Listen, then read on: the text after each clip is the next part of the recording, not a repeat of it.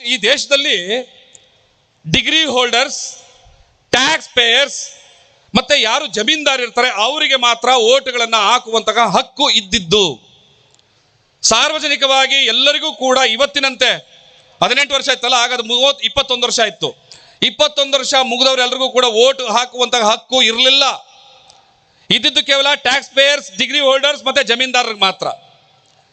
ಆದ್ರೆ ಬಾಬಾ ಸಾಹೇಬ್ ಅಂಬೇಡ್ಕರ್ ದೊಡ್ಡ ಮಟ್ಟದ ಹೋರಾಟವನ್ನ ಮಾಡಿ ಇಂಗ್ಲಿಷ್ನವರ ಎದೆಗೆ ಗುದ್ದದಂತೆ ಪ್ರಶ್ನೆಗಳನ್ನ ಎತ್ತಿ ಗಾಂಧೀಜಿಯವ್ರ ಜೊತೆ ಸ್ಪರ್ಧೆಯನ್ನ ಮಾಡಿ ಇಡೀ ಅಖಂಡ ಭಾರತದ ಸ್ವತಂತ್ರ ಹೋರಾಟಗಾರರೇನಿದ್ದಾರೆ ಅವರಲ್ಲಿದ್ದಂತಹ ಜಾತಿವಾದದ ಹುಳುಗಳನ್ನ ಸಾಯಿಸಿ ಅವ್ರ ವಿರುದ್ಧ ಪ್ರತಿಭಟನೆ ಮಾಡಿ ಇಡೀ ದೇಶದ ಸಕಲರಿಗೂ ಕೂಡ 21 ವರ್ಷ ದಾಟಿದಂತಹ ಹೆಣ್ಣು ಮತ್ತು ಗಂಡು ಎಲ್ರಿಗೂ ಕೂಡ ಓಟಿನ ಹಕ್ಕನ್ನ ಕೊಡಿಸ್ತಾರೆ.